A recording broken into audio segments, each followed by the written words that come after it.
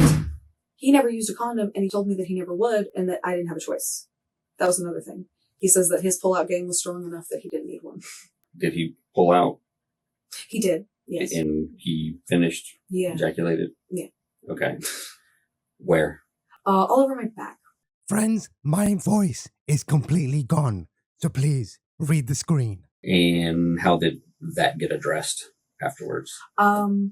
Well, I just kind of stood up, and he was just like, want me to make you some food? He used to be her best friend, but that, I think, is the only female he never touched in that way. He used to give out his phone number to his, like, middle school kids and stuff, and, like, be like, text me if you need anything. And really the only one that stuck and talked to him as much. So she introduced me to him, and then he got my phone number, I guess, through her. Okay. And started texting me constantly while I was at the house, funny, quirky things and stuff. And I thought this was a little weird that a teacher was texting me constantly like it. And then he asked me out to coffee. When did he start texting you? This was, I think, around the time I started summer school in June. So this past year? Yes, this past year. June of 18? Yeah. Okay. And he would text me, I think it was June 1st or 2nd that I think we started talking. And yeah, I wasn't on board with any of this, by the way. He invited me out to coffee and under the pretenses that it would be talking about school related stuff. So I went, and he took me to his house and told me that his wife was in a polygamous relationship, and that she advised, or not advised, but said that he was allowed to venture out towards other people in an open relationship style kind of thing. And he made it apparent that I was an adult and that I couldn't really say anything really, because nothing would happen. So he was like, basically, this is what we're going to do. And I'm like, all right, cool. And then after the first time, which I think was June 10th or 11th, I can't remember. But the first time, I started to catch feelings for him a little bit. Okay. I'll be guiltily honest. All right. And so? He was charming, and he took me out to coffee a lot, and he would sit in his car and talk to me. At one point, off record, or off the text message record and stuff. Right. He picked me up from summer school one day and took me to the Barnes & Noble parking lot. Maybe Sickest. Okay. So you're how old now? This is 18. I was 18 through all of this. Yep, okay. 18 years old. But I will tell you this, he told me a lot. I don't know if y'all found anything in the text messages that would say this, but he's talked a lot about dangerous family that he has. And I don't know if this is true, but I'm just terrified that it's going to come back to me and I might get slaughtered. So is my name going to be... What did he say? What did he say? He said that it sounds ridiculous. He says that his family was mafia, and that they were in New Orleans, or he had like a brother that was like sold drugs and stuff and was in like drug gangs, and his uncle was a mafia king, and all this funny stuff. Did he give his uncle's name? No. He says that he calls him the Wolf. The what? The Wolf. The Wolf? And he's called Wolf Pup when he's doing mafia things with him, apparently. Okay. Yeah. All right. So back in June, he starts messaging you. So like number to number, direct message, directly text. to my phone. Yeah. Okay. About how cool I was and how I was better than all this other stuff. And then the first coffee date happened. And how long after the text messages started was the first coffee date? I want to say a couple of weeks, because I was still really weirded out by him constantly messaging me every day, so I was very weary. Okay, so it was every day. Yeah, it was every day. He would text me and I'd be busy and I'd be like, sorry, I can't talk. And he'd be like, aw, and then he'd like spam me. So like, yeah. Okay. So, after that, I just went out to coffee with him because he badgered me about it. And then we went to his mom's house. To his mom. So was that the first day that you went out to coffee? He took me to his house the first day that we went out to coffee. Okay. So where'd you guys go to coffee? Starbucks on Bayou, the one next to Chick-fil-A by the mall. Okay. And we talked a little bit about school stuff, and then he transitioned into personal life, like asking me about my personal life and stuff like that.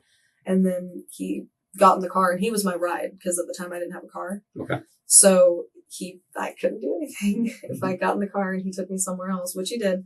And that happened twice.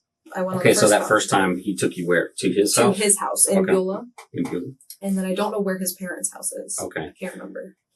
So the first house he took you to, what did it look like?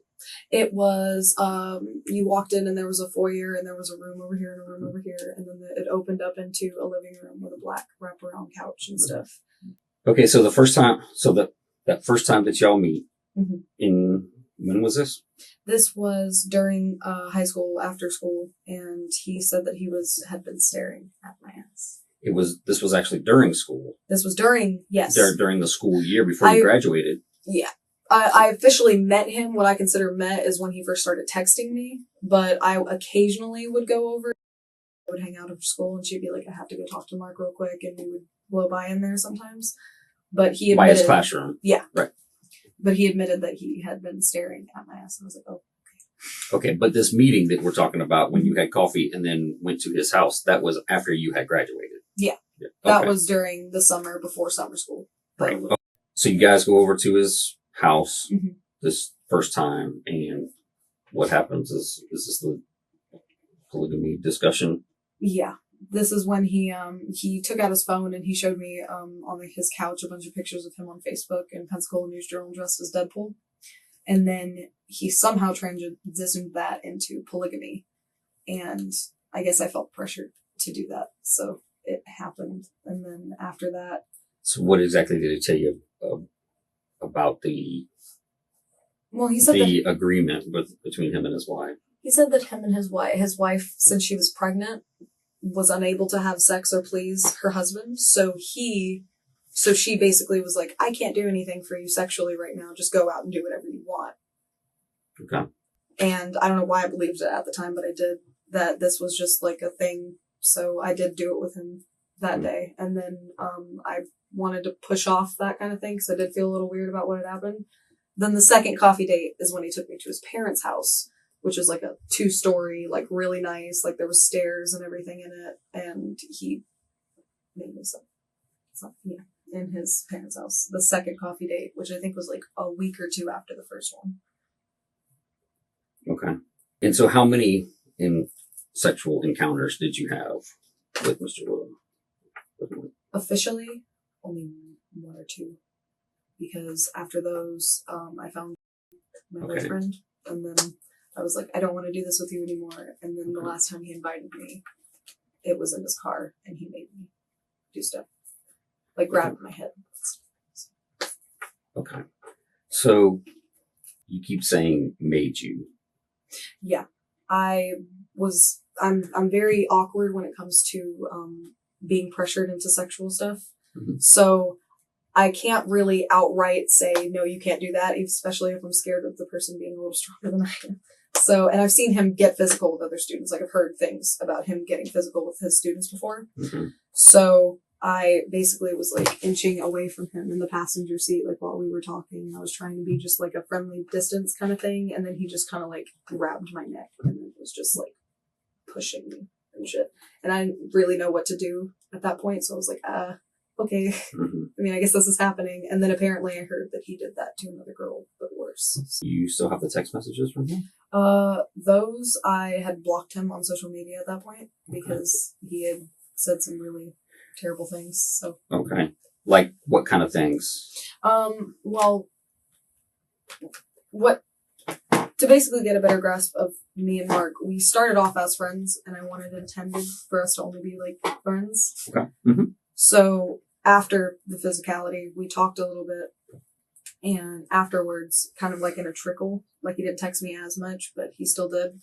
And he told me to rate his sexual scale on a scale of like 1 to 10 on how good he is at sex. And that he totally wasn't going to tell everybody else. And I was like, no, I'm not going to do that because that's just wrong. And he was like, do it. I was like, no. So I blocked him. Okay. And so what, he was asking you this via text? He was asking me on Instagram, actually. Instagram. Yeah. Okay. That's somewhere. And this happened sometime after the car incident, was that? Yeah. No, this was August, September. Like we had So way after the whole thing. Yeah. After everything. Yeah, we still like I still occasionally was like, "Hey Mark, how you doing?" Okay. Because I considered us friends at the time. And then he got arrested. Okay. So because you blocked him, none of the text messages show up any longer, is that right? He deleted all of his messages to me. Like he went through physically and deleted like all on your phone? No, like on Instagram when you're texting. Okay, so the messages were not number to number, phone to phone. They were actually all done through Instagram. Is that what you're saying? The beginning up to the first coffee date was on my phone, and then on Instagram was the rest of it. The rest of it was on Instagram. Okay. So we barely ever really used the phone after that because I only really use social media for everything. Okay. So he went onto my Instagram, and that's where he did Tanya. That's where I met Tanya as your mom, which is the other account he had. Okay. So the original text messages that you had between him and you, do you still have those, or those are gone? Because the phone that I had broke, the LG phone that I had, and it busted, and I had to get a new one. I don't think I have any. Do you still have the same phone number? Yes. Okay. I feel like you're low-key judging me. Because I feel terrible about getting involved in a married man's life, and I do. No. If I'm giving you that impression, I is certainly not what I'm doing. I what you need to know is that I've got a stack of paperwork back there because of Mr. Lou. Okay. All right. So this is all, so I've been very busy because of him. Okay. So if I, seemed like, if it seemed like, then I apologize because that is certainly not my intent. It's me judging myself. I should never. I did actually catch feelings, and I did like talk like just terribly to him. Like, I mean, in regards to how an 18-year-old should not be talking to another married man. But after like everything happened, I'm like still screwed up a little bit. And there's just so much information, and you are certainly giving me a lot more information than I initially had expected. Sorry. No. It's great actually. So, but I'm trying to I'm doing a lot of processing because I have interviewed a lot of people in regards to this one person. So, I'm processing everything you have. Brought my name up. You don't have to tell me who they are. Your name has come up several times. So why? So I've told nobody about this. And when you got there to his parents' house, what car was he driving? It's a silver sedan. I can't really remember what it was necessarily. Okay. But it had a Slytherin something inside of it. Slytherin? Yeah. Okay. What do you mean?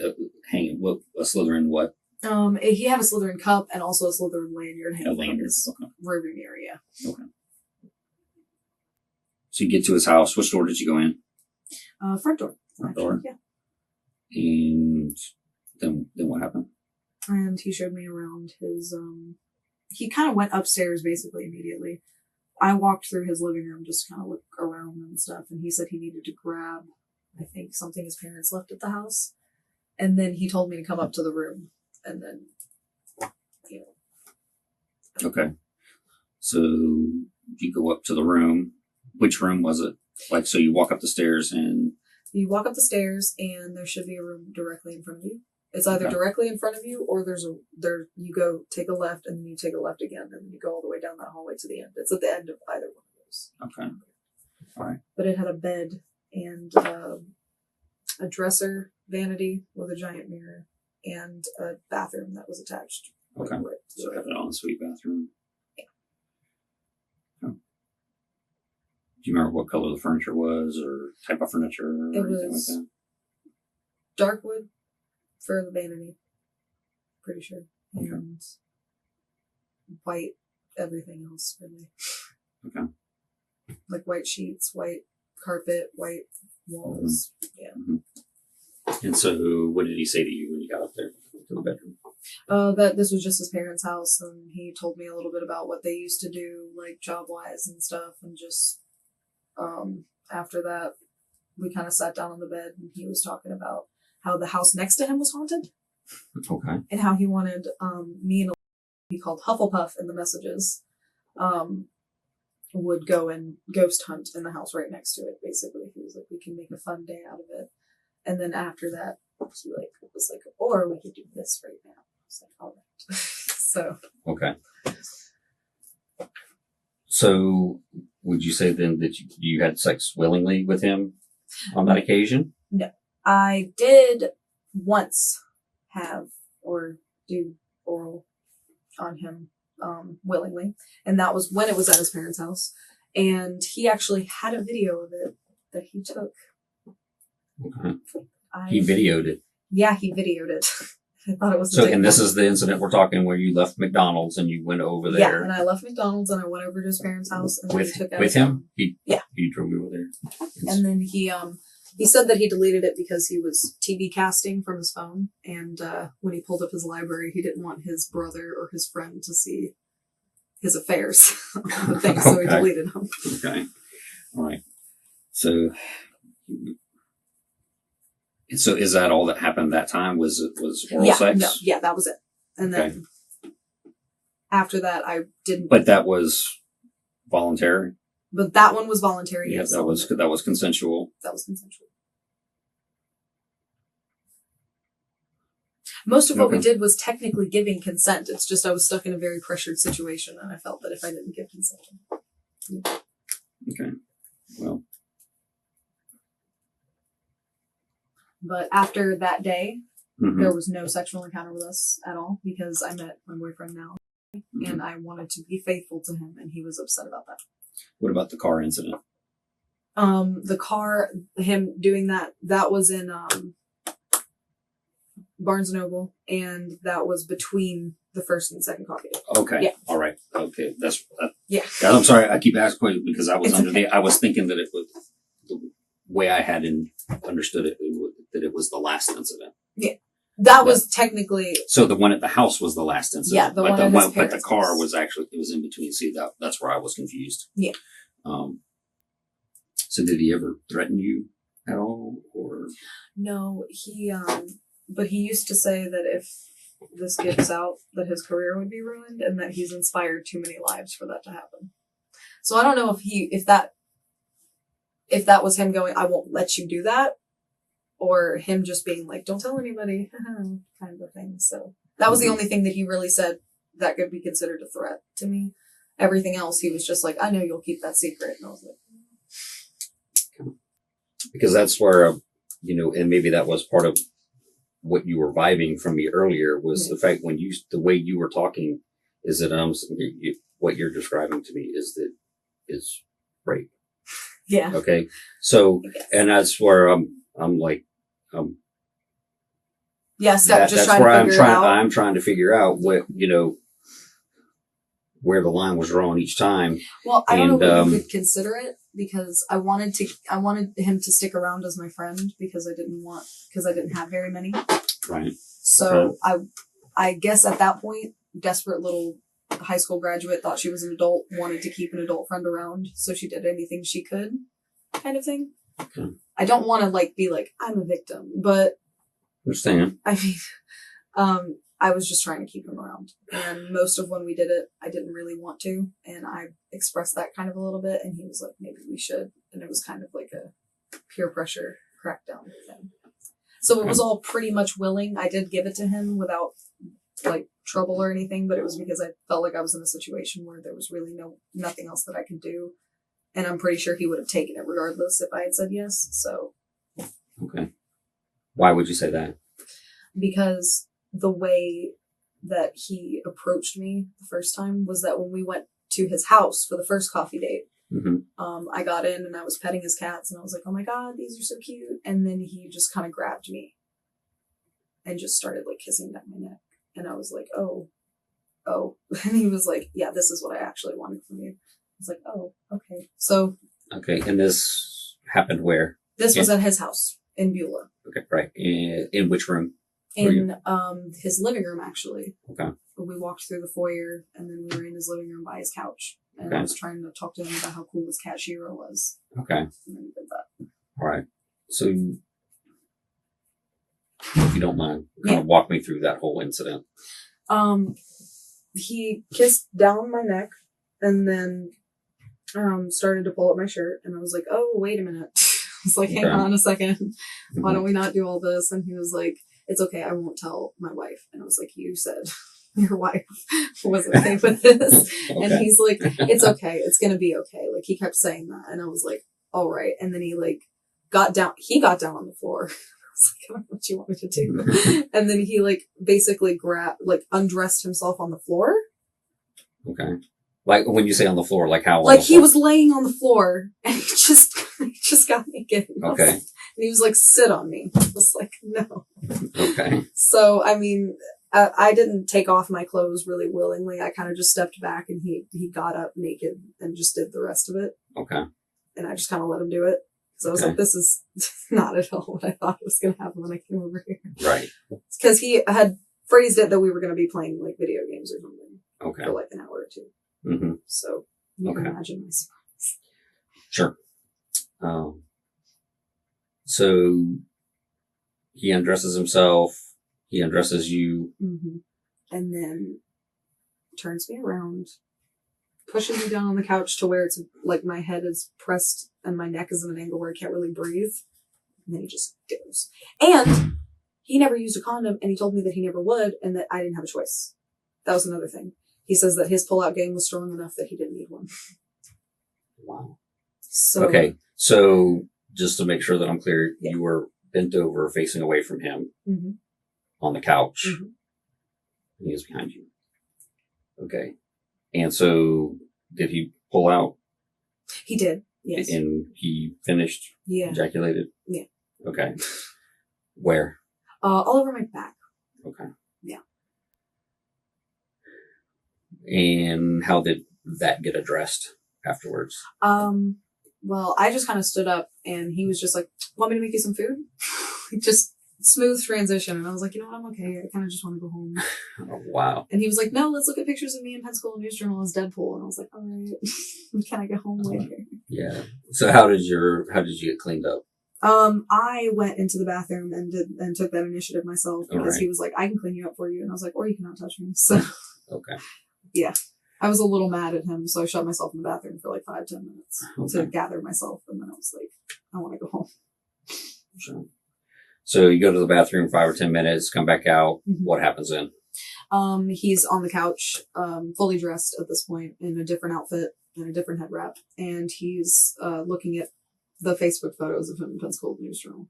And I was standing up beside him by the couch going, yeah, Kimberly, go. And he was like, no. So he's kept me at his house for another 30, 45 minutes after that. And then we left because he had somewhere to be.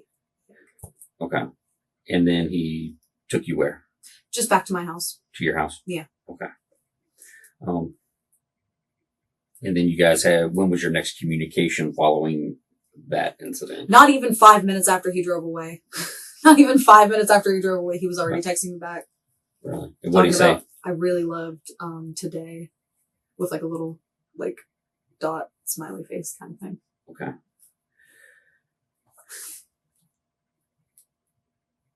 You don't have any of those text messages? I do not have any of those text messages. I might have a burner phone somewhere in my house that has, because I had a track phone that was kind of a backup for if my main phone dies. Okay. So I have that, and I use it on occasion as a spare, and I used it while we were friends. Okay. Is it a cloned phone? Does it have the same phone number, or? No, it has a different phone number. Yeah, it has a different phone number. It's an LG on track phone service, but I'm pretty sure I still have it. I don't have it. So did he have both phone numbers then? Yeah. And so he would text you on both phones? Yeah.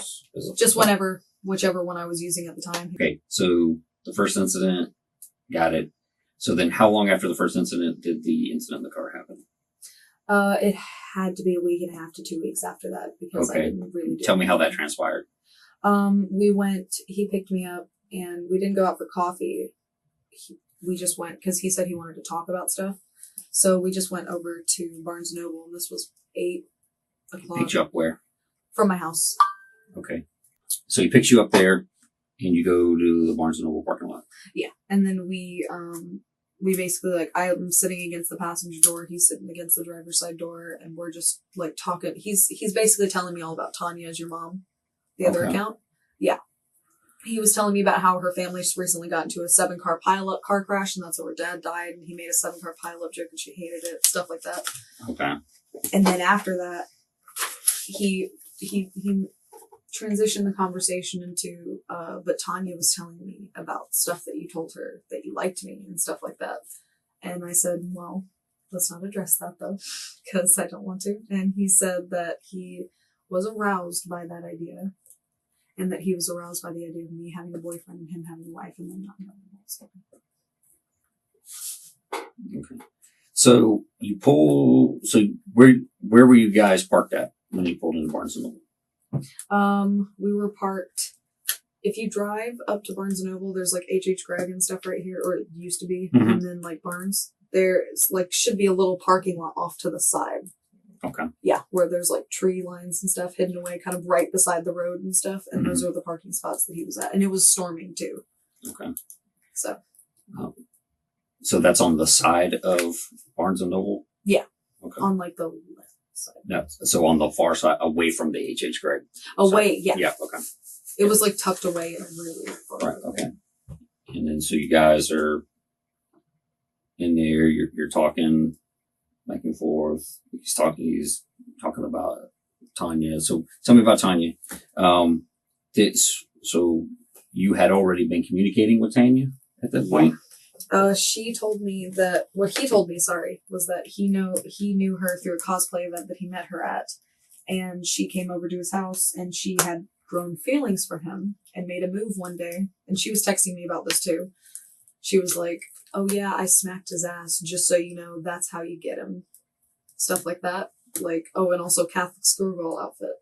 Like, that's also, I think I might still have Tanya's messages. Okay. But she was basically telling me all this about how, like, ways to turn him on, bite his neck, stuff like that. And then he said that once she made that move, this was when we were actually talking during the Barnes & Noble thing. I was like, so she made a move on you and you didn't like it? And he was like, yeah, no, she's more of a sister. And he said that she moved to California to go to become famous as a cosplayer, and that his friend Chase, who was actually in love with her, chased her out there. Okay. Pun intended, to catch her. Right. But she would still post on her Instagram page, "Miss my Marky Moo," and I'd be like, so, yeah.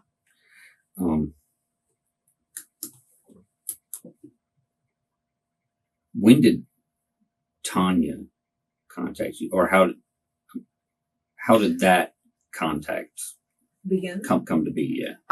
I can't tell you exactly the day that it happened, unfortunately. But when we started talking, it had to be like 3 or 4 days afterwards, not even. I get a message from her. After what? After the first time that he actually started texting my number, like the first text message that I got from him, I think maybe 2 or 3 days after that, she's messaging me on Instagram, like, "Hey, heard you were best friends with my person and he talks so great about you," and like, yeah. Okay. And she was badgering me all the time about asking me who I was, what I wanted to do with her mark, cursing me out for liking him, and then telling me that I need to take care of him for her and crazy shit like that. Okay. Wow. Okay, so you guys are in the parking lot, Barnes & Noble, talking about Tanya, and then... And he basically leans forward and begins to kiss and make out with me, and then like, well, it wasn't making out because it was very one-sided. Okay. It was very me being kind of weirded out. And then he looked around for a second and like started unbuttoning his pants, and he was like, "We can do this real quick right here." And I was like, "This is literally a public parking lot." Right. And he didn't really care. So he basically like looked at me for a minute and waited for me to just do it. And so, I mean, I didn't think to maybe just get out of the car and run like a reasonable person would have. I just complied with it, whatever he wanted me to do. At that point, it was not me going, please don't do it. It was me saying whatever you want, babe. Mm-hmm. So. All right. So you say he sat there for a minute with his fly open. Yeah, with everything out there. Mm-hmm. And he was staring at me for a minute. And I was like, okay. So I did it. And then after that, he basically just dropped me off at my house. And that was just done with me for the day. And that's after the second time that it happened at his parents' house. That's when I started to catch on. There was only really one reason he was sticking around. And I was like, oh, really? Okay. So during the incident at Barnes and Noble's, did he climax? Yes. Where? All over himself. I would not let him do that to me. Oh, okay.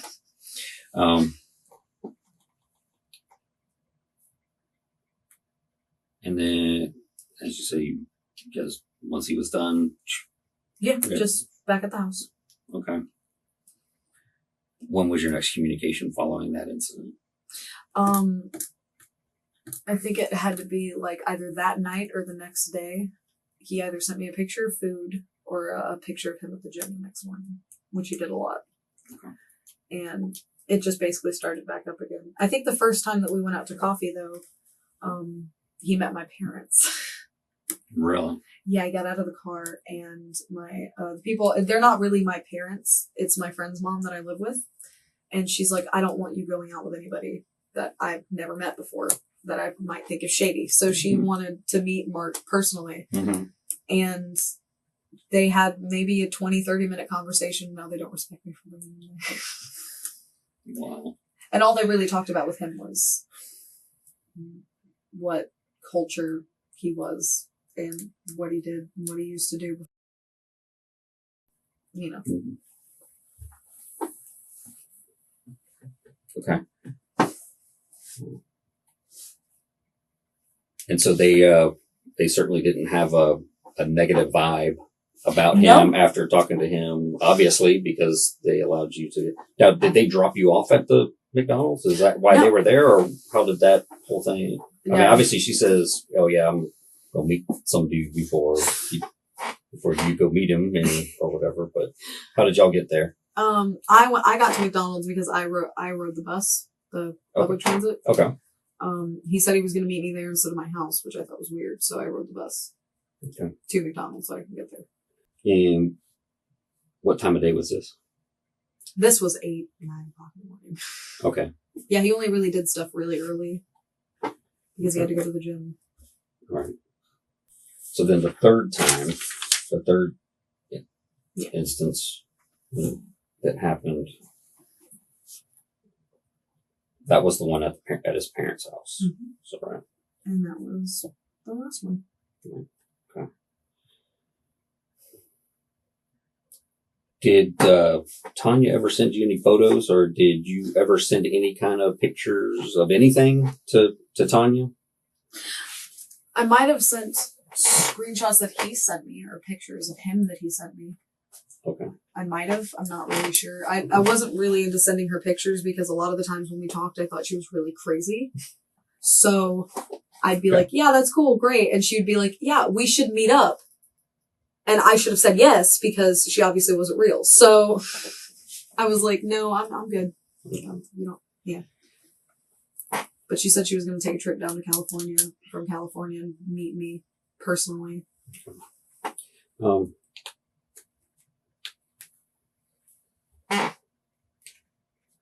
Do you know of anybody else that similar to this has happened to you? That's actually the thing, is that he told me he had never done that with anybody before, and that he got close to a friends with benefits situation with somebody else before.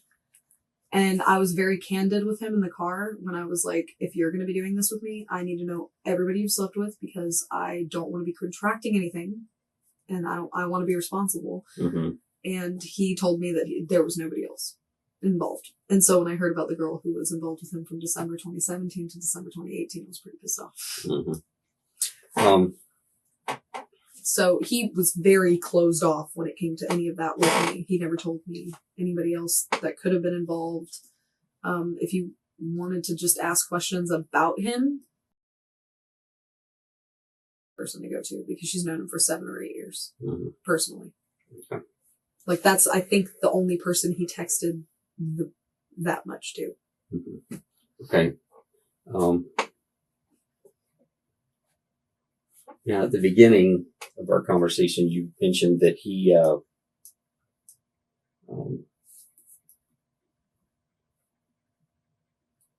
at the first incident at his house, that he said something to you about the fact that you were 18. Yeah. What did he say again? He said, "You're 18. You're an adult. You can make your own decisions. Also, you know," he's basically said, "We're both adults here, so there's nothing really illegal going on. So there's nothing to report, basically, if this happens." So he was like, "I don't want you to say anything to anybody." And I told him that I wouldn't, obviously. Okay. This part's very important. Okay.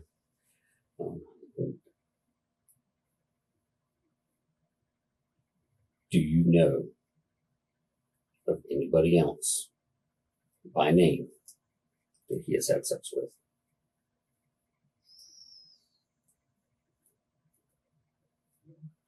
I'm trying to think through all of our conversations that we've had together. Has anybody else? There's a girl that he kept talking about. He said she was super crazy. I think her name was... Did anybody else besides him tell you that they had had sex? No. One way or the other? I never heard anything because I never put that out there that I was doing it. And I don't think anybody else wanted that out there either, that they were. So, yeah. I didn't hear anything. But I wish I had. The girl that I live with, she had no contact with him besides when he came to my house and the times that she may have seen him in the hallway. But he called her Hufflepuff because she used to wear Harry Potter Hufflepuff sweaters everywhere. And I'm sure I just misspelled that too. Yeah. Hufflepuff. Oh, God, you did. You did. So. Yes, you did. Is she still a student there? No, she graduated with me. Okay. So she saw him in the hallway probably, and so when you say he came to your house, did he actually come in your house? No, it was only on the porch. They would not let him in. I think the reason why I took the bus in the morning to meet him at McDonald's is because the dad actually didn't get a good vibe from him whatsoever. There was something about Mark that just really set him off. And he was like, "I'm going inside." Like, he just didn't want to talk to him, didn't want to talk about him, thought it was weird that a teacher was texting students that much. He just didn't want anything to do with him. Even though you weren't a student any longer, right? But you were obviously. But I was in summer school, actually. Okay, yeah, so you technically were. So did you graduate after the summer, or did you? I graduated May 25th. That was the show graduation, so I walked. Okay. But I had just enough credits to walk, but not enough credits to graduate. So so you had to finish them up during the summer in order to receive your diploma. Okay, got it. So even though you hadn't technically graduated. No, I hadn't technically graduated. You had walked with the rest of your class. Yes. And so you were, with no doubt, still a student of the Escambia County School District, finishing up your last credits or whatever. It was one class. Of course. Okay. That you needed to graduate. Okay. Sorry about that. Oh, no. I don't know if that no. It's,